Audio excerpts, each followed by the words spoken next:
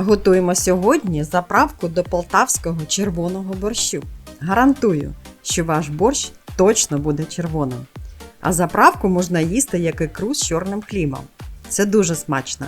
В кінці відео ви побачите, на якому етапі приготування борщу потрібно додати нашу заправку. Отже, для приготування нам потрібно буряк 3 кг, морква, цибуля та перець по кілограму, томатна паста 400 г, сіль, перець чорний, оцет яблучний 6%, цукор. Солодкий перець нарізаємо тонкими смужками. Рібчасту цибулю нарізаємо дрібним кубиком. Моркву солодких сортів натираємо на грубу тертку. Буряк вибираємо яскравого та однорідного забарвлення та солодкого за смаком. У мене буряк сорту циліндра. На сковорідку наливаємо олію та висипаємо цибулю. На іншій сковорідці будемо обсмажувати моркву.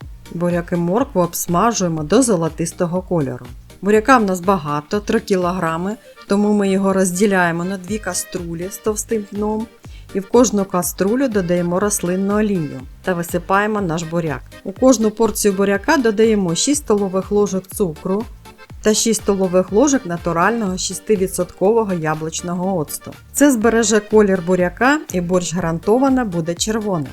Буряк додаємо пів літра води на одну частину та будемо тушкувати приблизно 20 хвилин. У другу кастрюлю з буряком теж додаємо 6 столових ложок цукру та 6 столових ложок яблучного оцту та доливаємо пів літра води. Обидві порції буряка тушкуємо приблизно 20 хвилин. Для заправки використовуємо томатну пасту яскраво червоного кольору найвищої якості. У мене томатна паста 400 г з бабусиної грядки. Викладаємо її в ємність та доводимо водою до об'єму 1 літр. У нас гарно підсмажилася цибуля. Додаємо розведену томат-пасту і проварюємо приблизно 5 хвилин. У повністю готовий буряк додаємо різаний перець та даємо прокипіти приблизно 5 хвилин. В ємності об'єднуємо всі наші складові. Висипаємо підсмажену моркву, додаємо гарно підсмажену цибулю у томаті, додаємо тушкований буряк з солодким перцем та все перемішуємо. Додаємо 1 столову ложку чорного меленого перцю та 1 повну з гіркою столову ложку солі. Все перемішуємо. Ставимо тазок на плиту на розсікач полум'я та проварюємо нашу масу після закипання 5 хвилин. Банки ємністю 0,5 літра стерилізуємо в духовці при температурі 100 градусів Цельсія.